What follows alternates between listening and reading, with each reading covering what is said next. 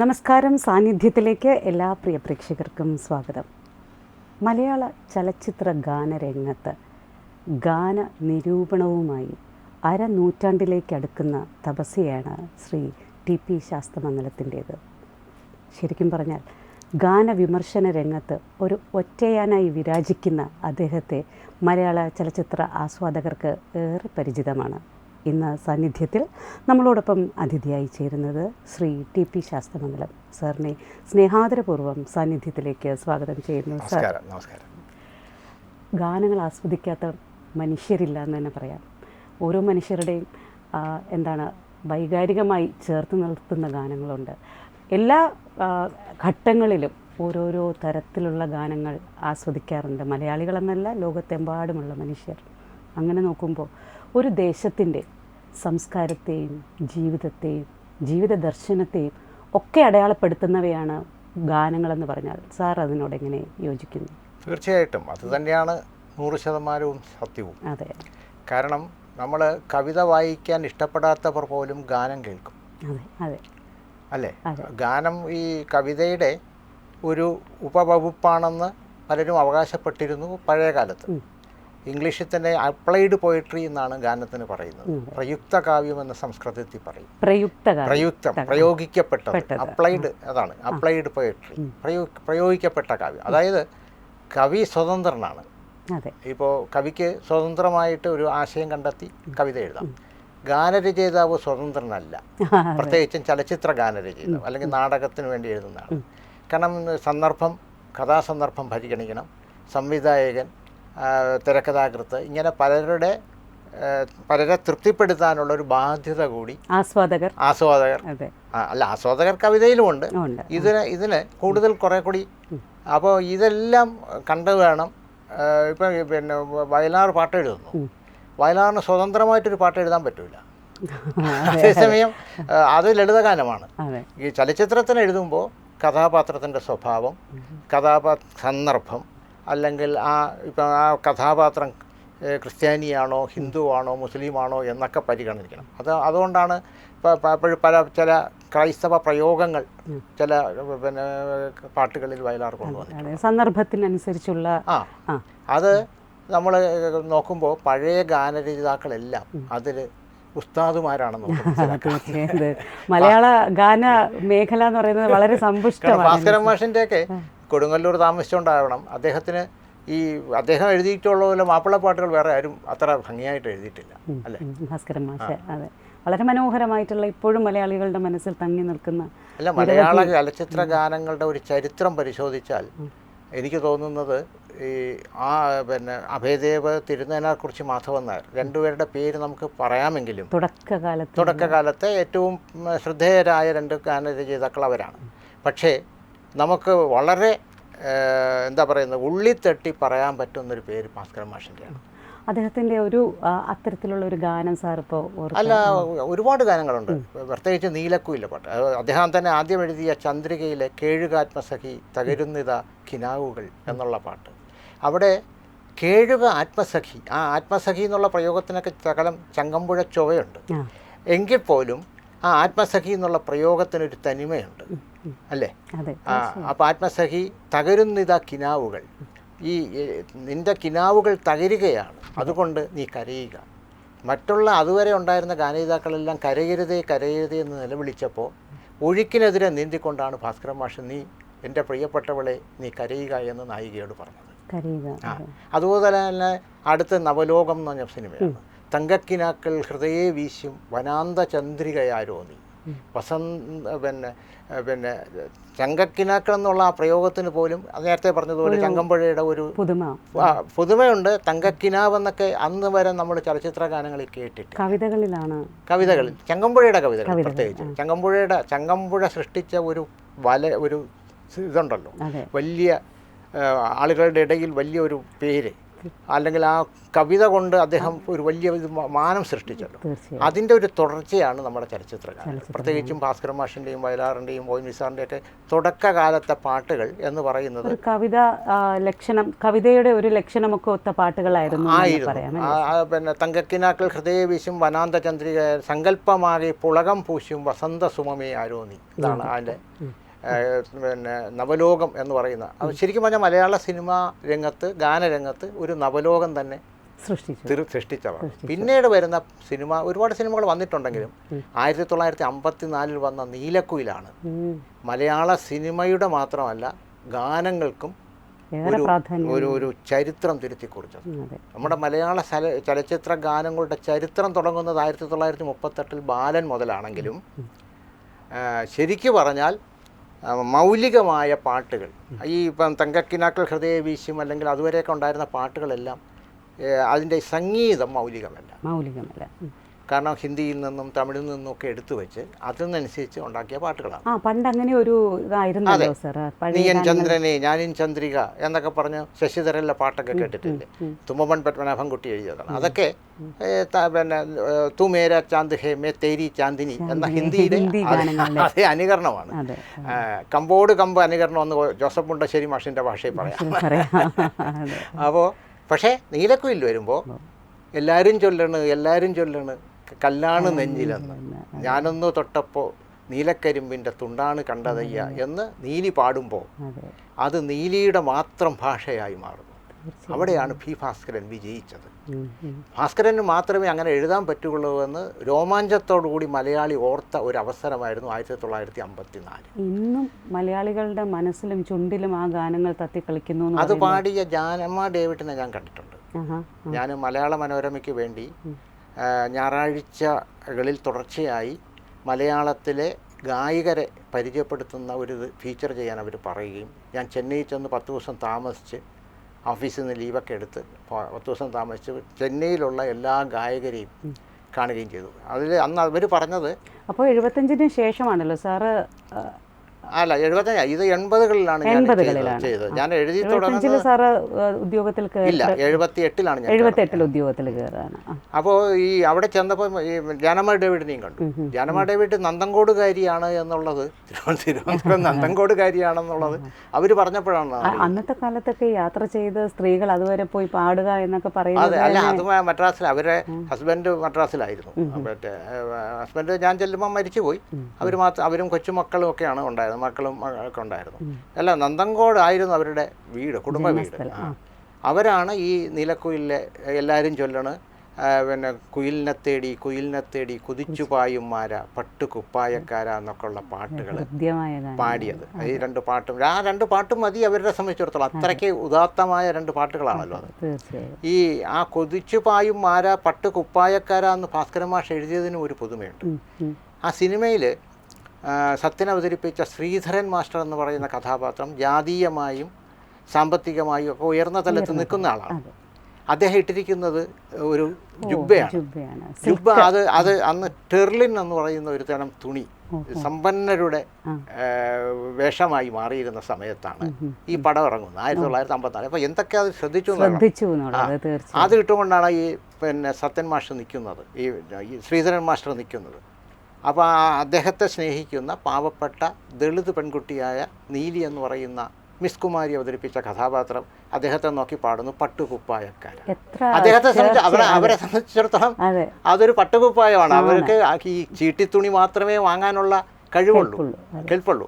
അപ്പോൾ അവിടെയാണ് ഭാസ്കരൻ മാഷ് വിജയിച്ചിരിക്കുന്നത്. പട്ടുകുപ്പായക്കാരൻ, കുയിലിനെ തേടി കുതിച്ചു പായുമാര പട്ടുകുപ്പായക്കാരൻ. അത് കുയിലെന്ന് പ്രണയപൂർവ്വം നായികയെ വിളിക്കുന്നതാണ്, കുയിലേ എന്ന്. അങ്ങനെയാണ് നീലക്കുയിൽ എന്നുള്ള പേര് തന്നെ സിനിമയ്ക്ക് വരുന്നത്. ഒരുപാട് പഠിക്കാനുള്ള ഒരു സിനിമയാണ് നീലക്കുയിൽ. സാർ, ഓരോ കാലഘട്ടത്തിലെ ചലച്ചിത്ര ഗാനങ്ങൾ, സിനിമകൾ തീർച്ചയായിട്ടും ചലച്ചിത്ര ഗാനങ്ങൾ നോക്കുകയാണെന്നുണ്ടെങ്കിൽ അതത് കാലഘട്ടങ്ങളെ അടയാളപ്പെടുത്തുന്നവയാണെന്ന് നമ്മൾ നേരത്തെ സൂചിപ്പിച്ചല്ലോ. അത് തീർച്ചയായിട്ടും അങ്ങനെ തന്നെയാണെന്ന് തന്നെ പറയാം. കാര്യം അപ്പോഴും നിലനിൽക്കുന്ന സംസ്കാരത്തെ പുറത്ത് എത്തിക്കുവാനുള്ള ഉതകുന്നവയായിരുന്നു മലയാള ചലച്ചിത്ര ഗാനങ്ങളല്ലേ? അതെ. പിന്നെ ഈ ഓരോ വർഷം കഴിയുമ്പം ഈ 1954 നീലക്കുയിൽ വരുന്നു. 1955 കാലം മാറുന്നു എന്ന സിനിമയിലൂടെ പിന്നെ ഒ. എൻ. വി. സാറും ജയവരാജ മാഷിനും വരുന്നു. അപ്പോൾ അതൊക്കെ ഒരു മലയാള സിനിമയെ സംബന്ധിച്ചിടത്തോളം അല്ലെങ്കിൽ അതിൻ്റെ ഒരു ചരിത്രം നമ്മൾ ആലോചിക്കുകയോ എഴുതുകയോ ചെയ്യുമ്പോൾ ശരിക്കും ഒരു നമ്മൾ അത്ഭുതപ്പെടുത്തുന്ന കാര്യങ്ങളാണ്. അതെ സർ, സാറിൻ്റെ അനുഭവങ്ങളിലേക്ക് വരുമ്പോൾ ടി.പി. രാജു എന്ന വ്യക്തി ടി.പി. ശാസ്തമംഗലം ആയതിന് എങ്ങനെയായിരുന്നു ആ ഒരു പകർച്ച? അതെങ്ങനെയായിരുന്നു? ഞാൻ 1978 എനിക്ക് ഫുഡ് കോർപ്പറേഷൻ ഓഫ് ഇന്ത്യയിലെ ഉദ്യോഗസ്ഥനായി. അപ്പോൾ അന്ന് വരെ ഞാൻ ടി.പി. രാജു എന്നുള്ള പേരിലാണ് എഴുതിയിരുന്നത്. ഗാനവിമർശനം അല്ല അന്ന് എഴുതിയിരുന്നത്, കവിതകളും അല്ല, ഈ മനഃശാസ്ത്രപരമായ ലേഖനങ്ങൾ, അല്ലാതുള്ള ലേഖനങ്ങൾ, അതൊക്കെയാണ് ഞാൻ എഴുതിയത്. സാർ മലയാളത്തിൽ ബിരുദാനന്തര ബിരുദവും നേടിയ ആളാണ്. എങ്ങനെയാണ് മനഃശാസ്ത്രത്തിലേക്ക്? മനഃശാസ്ത്രം അന്നും ഇന്നും എനിക്ക് ഇഷ്ടപ്പെട്ട ഒരു വിഷയമാണ്. ഫ്രോയിഡിൻ്റെയും അതുപോലുള്ള ധാരാളം പുസ്തകങ്ങൾ ഞാൻ വായിച്ചിട്ടുണ്ട്. അപ്പോൾ അത് ഞാൻ ശരിക്കും പറഞ്ഞാൽ മലയാളത്തിനോടുള്ളൊരു ആഭിമുഖ്യം കൊണ്ടാണ് മലയാളം ഐച്ഛിക വിഷയമായി എടുത്തത്. അല്ലായിരുന്നുവെങ്കിൽ ഞാൻ പ്രീ ഡിഗ്രിക്ക് സയൻസ് എടുത്ത് പഠിച്ച ആളാണ്. എൻ്റെ വീട്ടിൽ അച്ഛൻ്റെ അനന്തരവന്മാരെല്ലാം ഡോക്ടേഴ്സാണ്. അപ്പം വീട്ടുകാർക്കും എന്നെ സ്വാഭാവികമായിട്ടും ഡോക്ടറാക്കണമെന്നായിരുന്നു ആഗ്രഹം. അതുകൊണ്ടാണ് സെക്കൻഡ് ഗ്രൂപ്പ് പഠിപ്പിച്ചത്. പക്ഷേ എനിക്ക് അന്നും ഇന്നും മലയാളത്തിനോടൊരു പ്രത്യേക ഒരു മമതയുണ്ടായിരുന്നത് കൊണ്ട് മലയാളം എടുക്കാൻ ഞാൻ തീരുമാനിക്കുകയും. സർ, ഇടയ്ക്കൊരു സംശയം, അന്നത്തെ പാഠ്യപദ്ധതിയിൽ ഈ മലയാളം വിഷയം എടുത്ത് പഠിക്കുന്നവർക്ക് എന്തൊക്കെ തരത്തിലുള്ള കാര്യം ഇപ്പോഴത്തെ ഇത് നോക്കുകയാണെന്നുണ്ടെങ്കിൽ മലയാള ചലച്ചിത്ര ഗാനങ്ങളെക്കുറിച്ച്, നിരൂപണത്തെക്കുറിച്ച് ഒക്കെ ഉൾപ്പെടുത്തിയിട്ടുണ്ട്. അന്ന് അത്തരത്തിലുള്ള ഗാനങ്ങളില്ല, ഗാനങ്ങളും ഇല്ല, സിനിമയും ഇല്ല. ഇപ്പം സിനിമ ഗാനങ്ങളെക്കുറിച്ച് 8-10 കുട്ടികൾ ഗവേഷണം നടത്തി ഡോക്ടറേറ്റ് നേടി. അവരെല്ലാം എൻ്റെ അടുത്ത് വരാറുണ്ട്. ഇപ്പോൾ 1-2 കുട്ടികൾ ഇപ്പോഴും ഗവേഷണം നടത്തിക്കൊണ്ടിരിക്കുന്നു. തൃശ്ശൂരുള്ള തിരുവനന്തപുരത്തുള്ള ഒരു കുട്ടിക്ക് ഡോക്ടറേറ്റ് കിട്ടി. എല്ലാവരും വിഷയം ചലച്ചിത്ര ഗാനം. സാർ, അപ്പോൾ മലയാളം പ്രധാന വിഷയമായി എടുത്ത് പഠിച്ച സാറ് എങ്ങനെയാണ് ഈ മലയാള ചലച്ചിത്ര ഗാനത്തിലേക്ക്? അത് ഒരു എന്താ പറയുന്നത്, എനിക്ക് വളരെ ചെറിയ കുട്ടിയായിരിക്കുമ്പോൾ മുതൽ പാട്ടുകളോട് പ്രത്യേക ഒരു താല്പര്യം. അന്ന് റേഡിയോ ഒക്കെ നമ്മുടെ വീട്ടിലില്ല, സ്വപ്നമായിരുന്നു അത്. കാരണം റേഡിയോ ഇല്ല, ടേപ്പ് റെക്കോർഡ് കേട്ടിട്ട് പോലുമില്ല. അപ്പോൾ ഞാൻ ഈ പള്ളിക്കൂടം അവധിക്കാലത്ത് പലപ്പോഴും എൻ്റെ ബന്ധുവീടുകളിൽ ചെന്ന് നിൽക്കും. അമ്മാവൻ എം കൃഷ്ണൻ നായർ, അതെ, അദ്ദേഹത്തിൻ്റെ വീട്ടിലാണ് കൂടുതൽ നിൽക്കുക. കാരണം അവിടെ അദ്ദേഹത്തിന് 6 മക്കളുണ്ട്. അപ്പോൾ അവരൊക്കെ കളിക്കാനും ആയിട്ട് നിൽക്കും. പിന്നെ എൻ്റെ അച്ഛൻ ശാസ്തമംഗലം, അച്ഛൻ്റെ സഹോദരിയുടെ വീട് പാൽക്കുളങ്ങരയാണ്. അവിടെ എന്നെക്കാൾ 1 വയസ്സ് മൂത്ത ഒരു ചേട്ടൻ, ഞാൻ ചേട്ടനാണ് വിളിക്കുന്നത്, അദ്ദേഹം ഡോക്ടറായി, പിന്നെ മരിച്ചുപോയി. ഇപ്പം പെട്ടെന്ന് സ്ട്രോക്ക് വന്നു. അദ്ദേഹമുണ്ട്. അപ്പോൾ അങ്ങനെയൊക്കെ ഞാൻ അവിടെയൊക്കെ ചെന്നിരിക്കുമ്പോൾ അവിടെയൊക്കെ റേഡിയോ ഉണ്ട്. മർഫി റേഡിയോ ആണ് അമ്മാവിൻ്റെ വീട്ടിലുള്ളത്. അപ്പോൾ ഈ മോളിലിങ്ങനെ ഏരിയയിലൊക്കെ കെട്ടി അപ്പോൾ അവിടെ ഈ അമ്മാവിൻ്റെ ഒരു മകള് രമചേച്ചി, ഞാൻ രമചേച്ചി എന്ന് വിളിക്കുന്ന രമ എന്ന് പറഞ്ഞ ഒരു മകളുണ്ട്. ആ ചേച്ചിക്ക് പാട്ട് വളരെ ഇഷ്ടമാണ്. അപ്പം ഞാൻ ഈ ചേച്ചി കൂടെ ഈ പാട്ട് വരുന്ന സമയത്ത് അവിടെ ഈ റേഡിയോ അമ്മാവൻ ആകെ കൂടെ ന്യൂസ് മാത്രമേ കേൾക്കൂ. ബാക്കി സമയം അത്രയും ഈ പല പരിപാടിയൊന്നും അങ്ങനെ ആരും കേൾക്കില്ല. അന്നൊക്കെ വളരെ കുറച്ച് സമയം റേഷനാണ്. 1/2 മണിക്കൂർ കഷ്ടിച്ചാണ് ഗാനങ്ങൾ. അപ്പോൾ അത് കേട്ട് മനസ്സ്. പിന്നെ ഞാൻ താമസിച്ചിരുന്ന ഒരു ഗ്രാമപ്രദേശത്താണ് ഞാൻ ജനിച്ചതും വളർന്നതും. പള്ളിച്ചിറ എന്ന് പറഞ്ഞ സ്ഥലത്താണ്. അപ്പോൾ അവിടെ ഈ അയൽവക്കത്തൊക്കെ കല്യാണം വന്നാൽ നേരം വെളുക്കുന്നത് വരെ ഈ തെങ്ങിൽ വലിയ കോളാമ്പി വെച്ചിട്ട് അതുപോലെ ഉത്സവ കാട്ടു തുളസി ഇതിലെയൊക്കെ പാട്ടുകൾ നേരം വെളുക്കുന്നത് വരെ. അത് നേരം അപ്പം നമ്മൾ ഈ പാട്ടിനോട് താല്പര്യമുള്ളതുകൊണ്ട് ഉറങ്ങാതെ ഇതൊക്കെ ആവർത്തിച്ച് നേരം വെളുക്കുമ്പോൾ ഈ പാട്ട് 5 പാട്ടുണ്ടെങ്കിൽ 5 പാട്ടും എനിക്ക് കാണാപ്പാടാവും. കാരണം ഒരു 20 തവണ നേരം വെളുക്കുന്ന ഒരു ഇത് കേട്ട് മനസ്സിലായില്ലേ? അങ്ങനെയാണ് പാട്ടിനോടുള്ള താല്പര്യം വരുന്നത്. അപ്പോൾ അന്നത്തെ കാലത്ത് ഈ പാട്ടിങ്ങനെ കേൾക്കുമ്പോഴേ സാറിന് വരികൾ ഇങ്ങനെ മനസ്സിൽ പതിയാറുണ്ടല്ലോ? ഇല്ല, അന്നൊന്നും അങ്ങനെ തോന്നില്ല. പക്ഷേ എങ്കിലും വയലാറിനോടും ഭാസ്കരൻ മാഷിനോടും ഒക്കെ ഒരു പ്രത്യേക കാരണം അവരുടെ ആ വാക്കുകളുടെ പുതുമ, മലയാളത്തിനോട് എനിക്ക് പണ്ടേ ഒരു ആഭിമുഖ്യമുണ്ട്. അപ്പോൾ അതുകൊണ്ട് ഈ കവിതകൾ വായിക്കുമ്പോഴും ഈ ഗാനങ്ങൾ കേൾക്കുമ്പോഴും വയലാറിൻ്റെ ഒരു പുതിയ പാട്ട് വരുമ്പോൾ പുതിയ പ്രയോഗങ്ങൾ. ഡോക്ടറാക്കാൻ വീട്ടുകാർ തീരുമാനിച്ച സാർ എങ്ങനെയാണ് മലയാളത്തിലേക്ക് ചാടിയത്? മലയാളം എനിക്ക് പഠിക്കണമെന്ന് വളരെ നിർബന്ധമായിരുന്നു. അപ്പോൾ അത് വീട്ടുകാർ സമ്മതിച്ചില്ല. എൻ്റെ അമ്മ പ്രത്യേകിച്ചും സമ്മതിക്കില്ല. അപ്പോൾ ഞാൻ അമ്മയും കൂട്ടി പത്മാവതി അമ്മയും കൂട്ടി അമ്മാവിൻ്റെ വീട്ടിൽ പോയി. അമ്മാവൻ്റെ വീട്ടിൽ ചെന്ന് അമ്മാവനെ കൊണ്ടും, അമ്മാവൻ മലയാളം പ്രൊഫസർ ആയതുകൊണ്ട് മലയാളം സമ്മതിക്കുമെന്നായിരുന്നു എൻ്റെ കണക്കൂട്ടൽ പ്രതീക്ഷ. പ്രതീക്ഷ തെറ്റിപ്പോയോ? അല്ല, അവിടെ ചെന്ന് ചോദിച്ചു. അപ്പോൾ അമ്മാവനെ പറഞ്ഞു, ഇവന് മലയാളം എടുക്കണമെന്ന് പറയുന്നു, എന്ത് പറയുന്നു എന്ന് ചോദിച്ചു. അപ്പോൾ അമ്മാവൻ പറഞ്ഞു, എന്ത് പഠിക്കുന്നു എന്നുള്ളതല്ല പ്രധാനം, എങ്ങനെ പഠിക്കുന്നു എന്നുള്ളതാണ്. ഏത് പഠിച്ചാലും അതിൽ പിന്നെ നന്നായി പഠിച്ചാൽ അതിൽ ഉയർച്ചയിലെത്താം എന്ന് പറഞ്ഞു. ആ ഒരു തുരുമ്പിൽ പിടിച്ചാണ് ഞാൻ രക്ഷപ്പെട്ടത്. ഞാൻ ഉടനെ തന്നെ വന്ന് പിന്നെ 3 ചോയ്സാണല്ലോ അന്ന് ഈ ഡിഗ്രിക്ക് അപേക്ഷിക്കുമ്പോൾ. മലയാളം തന്നെ 3 ചോയ്സും മലയാളം എഴുതി അയച്ച് MG കോളേജ്. എന്നുവെച്ചാൽ വേറെ ഒന്നും എനിക്ക് വേണ്ട. MG കോളേജിൽ പോകാനൊരു കാരണമാണ്, ഞാൻ പ്രീ ഡിഗ്രി അവിടെയാണ് പഠിച്ചത്. അപ്പോൾ അവിടെ മലയാളം പഠിപ്പിച്ച അധ്യാപകരെല്ലാം AR ഗോപാലുള്ള എന്ന് പറഞ്ഞിട്ട് പിന്നെ ഉള്ള ഒരു അധ്യാപകൻ 93-ാമത്തെ വയസ്സിൽ അടുത്ത കാലത്താണ് അന്തരിച്ചത്. കുമ്പളത്ത് ശാന്തകുമാരി എന്ന് പറയുന്ന ടീച്ചർ, ജഗതി വേലായുധ സാറിൻ്റെ സഹധർമ്മിണി, ആ ടീച്ചർ ഇപ്പോഴും ഇന്നലെ പോലും എന്നെ വിളിച്ചിരുന്നു. പിന്നെ കുളത്തൂർ കൃഷ്ണൻ നായർ എന്ന് പറഞ്ഞ് മലയാള ഭാഷയെക്കുറിച്ച് ഇപ്പോഴും മനോരമയിലും 2-3 പുസ്തകങ്ങളൊക്കെ എഴുതിയിട്ടുള്ള കവിയായ കുളത്തൂർ ഇവരെല്ലാം, കുളത്തൂർ കൃഷ്ണൻ നായർ സാറ്, ഇവരെല്ലാം പഠിപ്പിക്കുന്നത് അന്ന് വളരെ എനിക്ക് തൃപ്തികരമായി. അപ്പോൾ അതുകൊണ്ട് യൂണിവേഴ്സിറ്റിയിൽ നിന്ന് കാർഡ് വന്നിട്ടും ആകെ 2 അപേക്ഷിച്ചുള്ളൂ. കാരണം എനിക്ക് സെക്കൻഡ് ലാംഗ്വേജിന് പിന്നെ ക്ലാസ്സിലേറെ മാർക്കുണ്ട്. അപ്പോൾ എനിക്ക് ഉറപ്പായിട്ടും സെക്കൻഡ് ലാംഗ്വേജ് മലയാളമായിരുന്നു. അപ്പോൾ ഇത് കിട്ടുമെന്നറിയാം. ഞാൻ 10ാം ക്ലാസ് ജയിച്ചത് തന്നെ ഹിന്ദി ഉപേക്ഷിക്കാനാണ്. 37 മാർക്കേ ഉള്ളൂ ഹിന്ദിക്ക്. 50 നല്ല മാർക്ക് തന്നെയാണ്. അല്ല, 50 സോറി, 100-ലാണ്. ഇപ്പോഴാണ് 50. 100. അതേസമയം മലയാളത്തിനൊക്കെ നല്ല 80% മാർക്കുണ്ട്. അപ്പം അതുകൊണ്ട് മലയാളം കിട്ടുമെന്ന് എനിക്ക് ഉറപ്പുണ്ട്. അപ്പം ആദ്യം യൂണിവേഴ്സിറ്റി കോളേജിൽ നിന്ന് കാർഡ് വന്നു, പോയില്ല. MG കോളേജിൽ തന്നെ പോകണമെന്ന് നിർബന്ധമുള്ളതുകൊണ്ട് മാത്രമല്ല, ഞാൻ ജനിച്ച നാൾ മുതൽ കാണുന്നതാണ് ശാന്തകുമാരി ടീച്ചർ. എൻ്റെ കൂടെ ടീച്ചറിൻ്റെ ഹസ്ബൻഡ്, ടീച്ചറിൻ്റെ കല്യാണം നടത്തിയത് പോലും അമ്മാവനാണ്. ടീച്ചർ എന്നും ശാസ്താമത്തെ അമ്മാവൻ്റെ വീട്ടിൽ വരും. ടീച്ചർമാരും ജഗദീഷ് സാറും വരും. അപ്പോൾ അതുകൊണ്ട് ടീച്ചർ വളരെ എൻ്റെ ഇപ്പോഴും മോനെന്നാണ് വിളിക്കുന്നത്. ടീച്ചർ എല്ലാവരും അങ്ങനെയാണ് വിളിക്കുന്നത്, മോനെന്നും മോളെന്നാണ് പഠിപ്പിച്ചവരെയൊക്കെ വിളിക്കുന്നത്. അപ്പോൾ അതുകൊണ്ടാണ് ഞാൻ അവിടെ. അപ്പോൾ ആ മലയാളം അങ്ങനെയാണ് മലയാളം എടുക്കുന്നത്. അപ്പോൾ ഈ മലയാളം എടുത്ത് ക്ലാസ്സുകളിൽ വന്നപ്പോൾ ഉച്ചയ്ക്ക് ഈ പിന്നെ നമ്മുടെ വിശ്രമവേളയുണ്ടല്ലോ, ഉച്ചയ്ക്ക് ലഞ്ച് അവർ ഞങ്ങൾ ഒരു ക്ലാസ്സിൽ ഒത്തുകൂടും. അതായത് മലയാളം ഫസ്റ്റ് ഇയറും സെക്കൻഡ് ഇയറും തേർഡ് ഇയറും എല്ലാ കുട്ടികളും കൂടെ ഒരു ക്ലാസ്സിൽ ഒത്തുകൂടി അക്കാലത്തിറങ്ങുന്ന സിനിമ, സാഹിത്യം, രാഷ്ട്രീയമല്ല, സിനിമ, സാഹിത്യം, കല, ഇതെല്ലാം ചർച്ച ചെയ്യും. ഇങ്ങനെ പലതും ചർച്ച ചെയ്യുന്ന കൂട്ടത്തിൽ അങ്ങനെ ചർച്ച ചെയ്തിരുന്ന ആ സൗഹൃദ വലയത്തിൽ ആരെങ്കിലും ഇപ്പോഴും സാറിനൊപ്പം? പിന്നെ തീർച്ചയായിട്ടും ഉണ്ട്. എൻ്റെ ക്ലാസ്സിൽ പഠിച്ച പലരും ഇപ്പോഴും പിന്നെ ഒരാളെ 1-2 പേര് മരിച്ചുപോയി, ബാക്കിയുള്ളവരൊക്കെ ഉണ്ട്. അപ്പോൾ അങ്ങനെ ചർച്ച ചെയ്ത കൂട്ടത്തിൽ അപ്പോഴാണ് വയലാർ മരിക്കുന്നത്. 1975 വയലാർ മരിക്കുന്നു.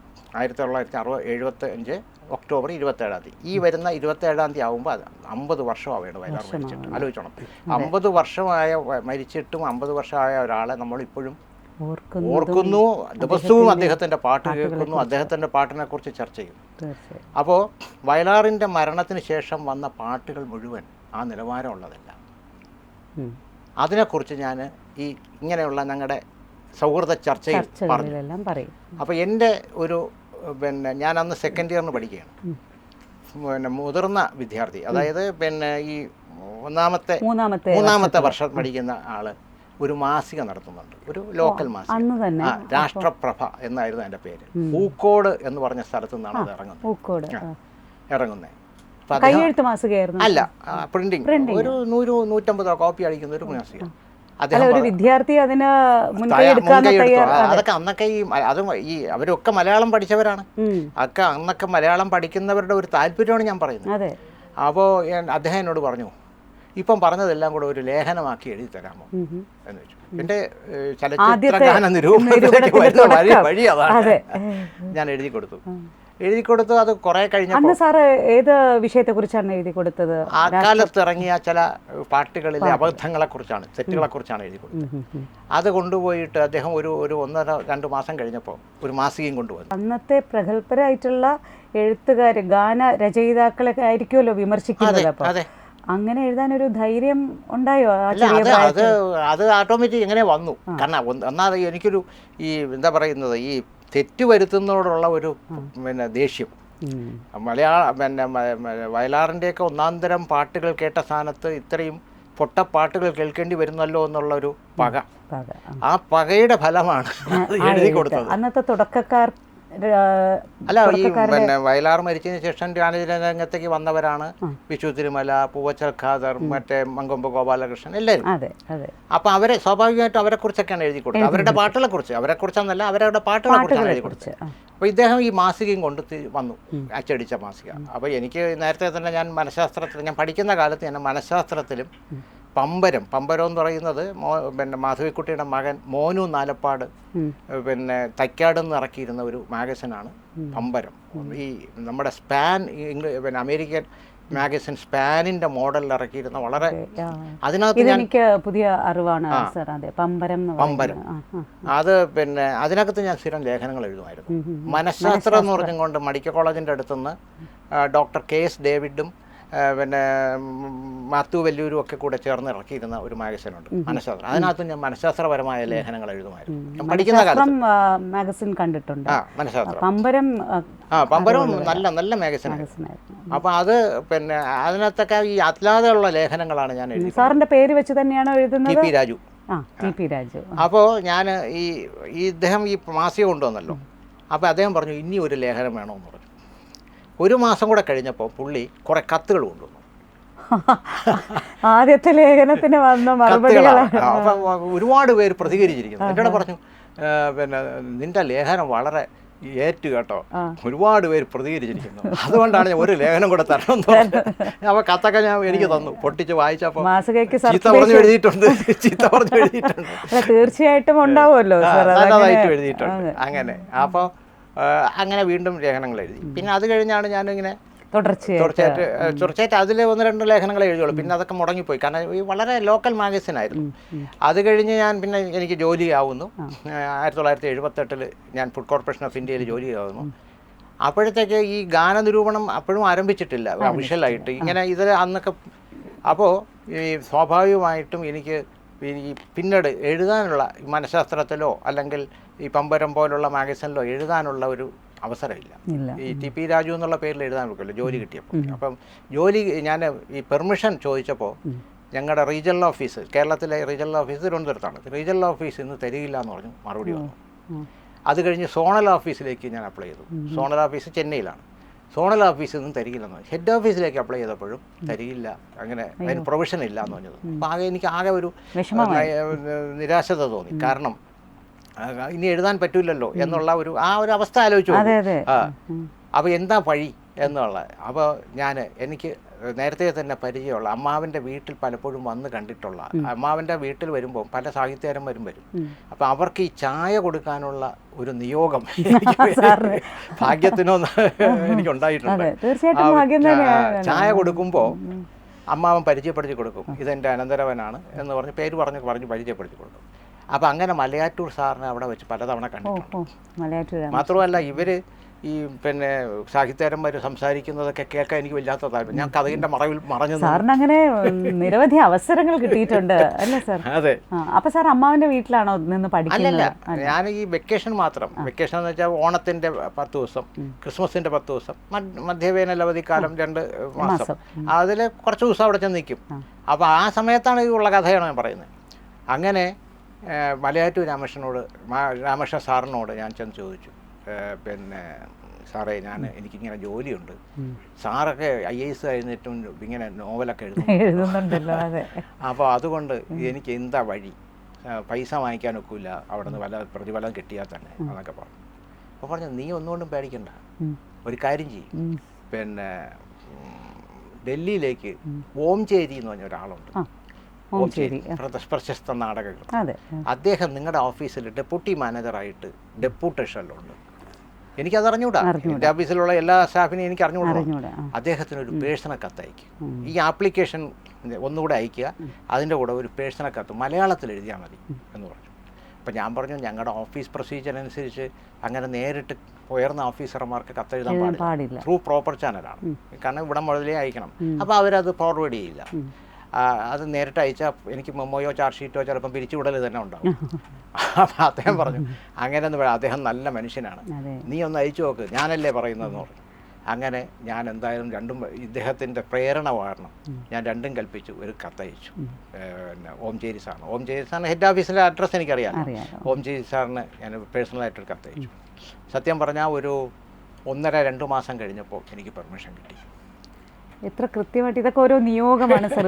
അല്ല, അപ്പോഴേ മലയാറ്റൂർ രാമേശ്വര സാറ് പറഞ്ഞത് അദ്ദേഹത്തിനോട് എഴുതുന്നതോടൊപ്പം നീ ഒരു കള്ളപ്പേര് വെച്ചിട്ട് ഏതിലെങ്കിലും എഴുതും, ഈ ടി.പി. രാജു എന്നുള്ള പേര് തന്നെ വേണമെന്ന് നിനക്കും എത്ര നിർബന്ധം, നീ എവിടെ താമസിക്കണ ശാസ്താമത്തല്ലേ, ഈ അച്ഛൻ്റെ പിന്നെ അമ്മയുടെയും പേരിൻ്റെ ആദ്യമല്ലേ ഇനിഷ്യലുകൾ TP, തങ്കപ്പൻ നായർ പത്മാവതി അമ്മ. അപ്പോൾ അത് ചേർത്തിട്ട് TP ശാസ്ത്രപരം എന്ന് പേര് വെച്ചാൽ മതി എന്നുള്ളത് അത് മലയാറ്റൂർ സാറാണെന്ന്. പക്ഷെ അതങ്ങ് പതിഞ്ഞു. ഇപ്പൊ ടി.പി. രാജുവിനെ അറിയുന്നതിനെക്കാട്ടിൽ വേറെ എല്ലാവർക്കും അറിയുന്നത് TP ശാസ്ത്രമംഗലം. അതാണ് അതിന്റെ ഒരു. അങ്ങനെ സാർ പിന്നീട് എനിക്ക് പെർമിഷൻ കിട്ടി. കലാകൗമുദിയുമായിട്ട് അല്ല, പെർമിഷൻ കിട്ടിയെന്ന് പറഞ്ഞാൽ പെർമിഷൻ കിട്ടുമ്പോഴും ഒരു കുരുക്കുണ്ടായിരുന്നു. ഒരു വർഷം 400 രൂപയെ വാങ്ങിക്കാവും, ബാക്കിയുള്ളതിൻ്റെ 2/3 ഈ 400 രൂപ ടാക്സബിളുമാണ്, ഇൻകം ടാക്സബിളുമാണ്. പിന്നെ 2/3 FCക്ക് അടയ്ക്കണം. അങ്ങനെ ഞാൻ ഒരുപാട് അടച്ചിട്ടുണ്ട് പൈസ. എന്നെ കൊണ്ട് FCI കുറച്ച് പൈസ ഉണ്ടാക്കിയിട്ടുണ്ട്. കാരണം ഈ പിന്നെ അന്നേരം എന്നെ പിന്നെ സർക്കാരിൻ്റെ അവാർഡ് കമ്മിറ്റിയിലൊക്കെ എടുത്തപ്പോഴേ ഈ സിറ്റിംഗ് ഫീ ഒക്കെ കിട്ടും. അതിൻ്റെയൊക്കെ 2/3 FCക്ക് അടയ്ക്കേണ്ടി. എന്നാലും അതൊരു ഞാൻ വളരെ അക്കാര്യത്തിലൊക്കെ ഞാൻ വളരെ എന്നാലും നമ്മളുടെ ആ ഒരു സർഗ ഇതിന് തടസ്സം വന്നില്ലല്ലോ സാർ. പക്ഷെ ഇപ്പോഴതിൻ്റെ ഒന്നും ആവശ്യമില്ല കേട്ടോ. ഇപ്പോൾ ഈ പിന്നെ എന്താ പറയുന്നത്, പിന്നെ ഇങ്ങനെയുള്ള സൃഷ്ടികൾക്കൊന്നും പെർമിഷൻ്റെ ആവശ്യമില്ല.